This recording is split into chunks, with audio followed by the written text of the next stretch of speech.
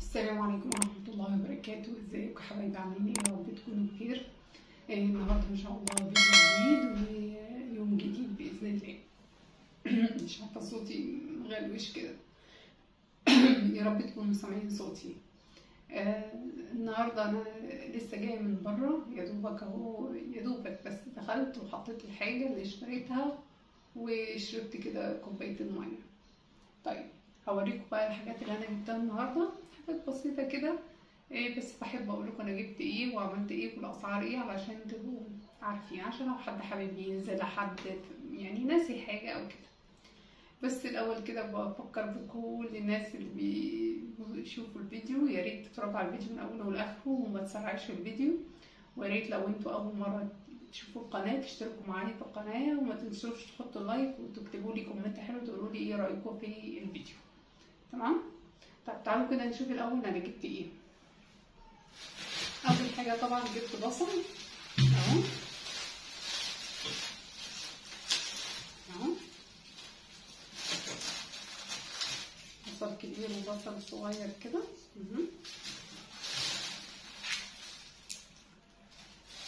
نوع يعني انا نوعت، انا ساعات بحتاج البصل الصغير وساعات بحتاج البصل الكبير، فايه نوعت ما بينهم. يعني البصل الصغير بحتاجه طبعا في الحاجات الكبيره كده اللي احنا بنطبخها، محشي وكشري والحاجات دي. البصل الصغير ساعات مثلا بنحطه على الجبنه، بنحطه على فول، بنحطه على الحاجات ديت، مش كده اهو. فالبصل ده كان ب10 جنيه. تمام؟ طبعا لو حد عايز يجيب بصل، وكمان انا هخزنه، هوريكم ازاي انا هخزنه ان شاء الله. وهقعدوا معايا فتره طويله، هوريكم ان شاء الله ازاي انا بخزنه ان شاء الله. وانا بعمل الحاجات دي هبقى اصورلكم فيديو اوريكم. وجبت كمان طماطم لان ما عنديش طماطم اهي. طماطم حلوه قوي جميله، دي طماطم ب6 جنيه، 6 ونص اهي. هشوف اعمل لها صلصه. تمام؟ في كمان اهو طبعا ايه ده كده باذنجان اهو، الكيلو 15. فهشوف كده، هفكر اعمله ببغنوج او يعني بحب البتنجان نخليه في البيت كده. الواحد بعمله ببغنوج، ساعات بعمله بفلفل بقوطه، بعمل مسقعه، نقليه كده يعني، فبيبقى حلو بصراحه.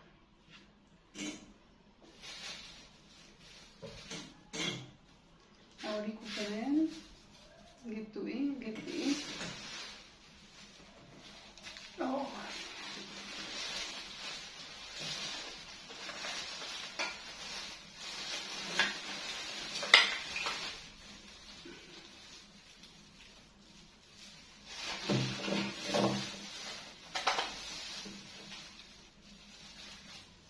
دي كده عدة مش،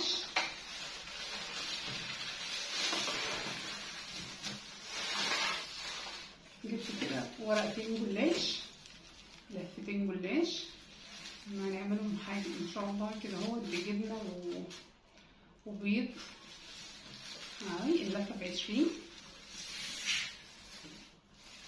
جبت جبنة قريش ده نص كيلو جبنة قريش، 80، النص ب40. تمام؟ انا جبت نص بس عشان دي واحده جديده، واحده فلاحه كده جديده اعمل، قلت ايه اجربها. فلو طلعت حلوه اوكي، لو ابقى اجيب منها تاني، لو ما طلعتش حلوه يبقى خلاص بقى انا جربت في نص كيلو. وده مش حلو قوي، جميل قوي المش ده.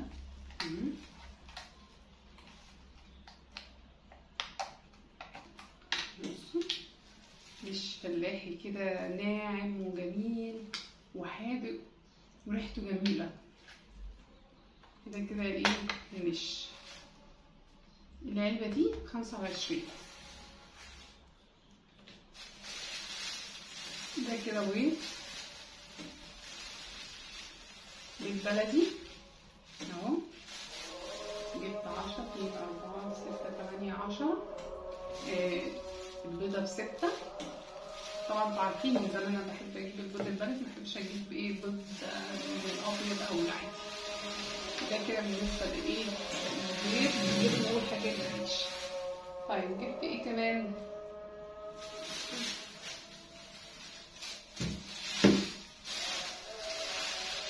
جبت سمنه بلدي اهي، ان شاء الله هسيحها معاكم، لان بصراحه انا هبتدي بقى ايه، انا اول مره اسيحها يعني او اجيبها بصراحه، فهجيبها كده واسيحها، لان انا بصراحه عايزه.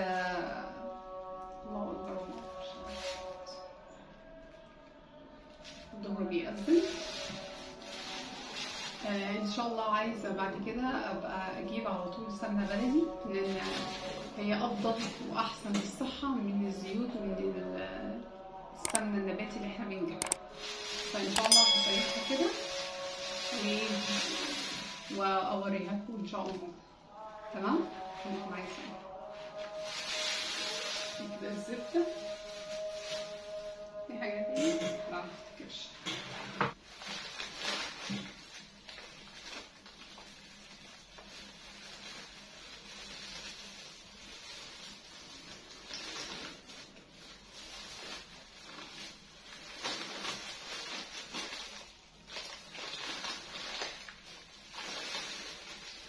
وبصوا جبت معايا كمان ازاز الزيت اهي. جبت كيس مكرونه 15 جنيه.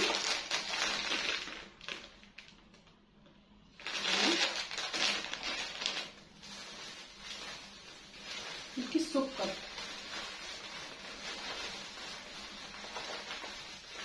وكيس سكر. ده يعني الحمد لله الايه المشروع بتاعتنا النهارده.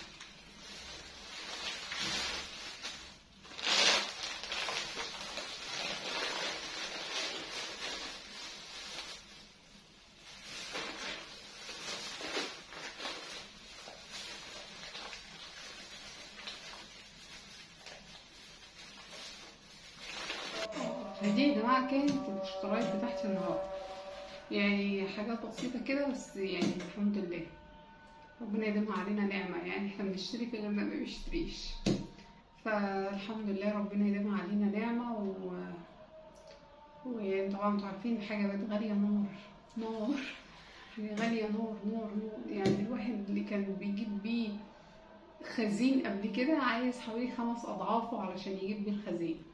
فطبعا دلوقتي الواحد بقى بيجيب الحاجات ايه على القد، طلباتك يعني طلبات اسبوع كام يوم خلاص على كده. يعني الحمد لله الاسعار بقت صعبه جدا. ربنا يعيننا يا رب ويعين الناس كلها ويفرجها على الناس كلها وييسرها على الناس كلها ان شاء الله. اسعار بقت صعبه جدا جدا، كل يوم اسعار مختلفه، كل يوم اسعار مختلفه. فالحمد لله على كل شيء. فحبيت اوريكم النهارده بس المشتريات بتاعتي، يا رب تكون عجبتكم. وما تنسوش تدولي لايك وتشيروا الفيديوهات وتحطوا كومنت، وان شاء الله اشوفكم على خير باذن الله فيديو جديد ويوم جديد ان شاء الله. بس ان شاء الله لما اجي اعمل الحاجات دي هوريها لكم، يعني لما اجي مثلا اسيح السمنه هوريها لكم. تمام، لما اجي اخزن البصل هقولكم هخزنه ازاي. يعني في طريقه كده انا عرفتها، فيعني هجربها ان انا اخزن البصل. يعني في طريقتين، فهجرب دي وهجرب دي واشوف انهي الاحسن. تمام. وفي ايه تاني؟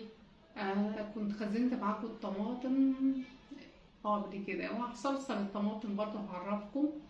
يعني طبعا لو اي حد جديد يعني في الحاجات دي يعني ممكن بيستفيد من اليوتيوب اوي. بس لما بكون في حاجه مش عارفاها بطلع من اليوتيوب وبشوفها واختار الطريقه السهله المناسبه ليا يعني. فان شاء الله كده باذن الله نبقى مع بعض ونشوف هنعمل الحاجات دي ازاي. اشوفكم على خير. السلام عليكم ورحمه الله وبركاته. متنسوش اللايك.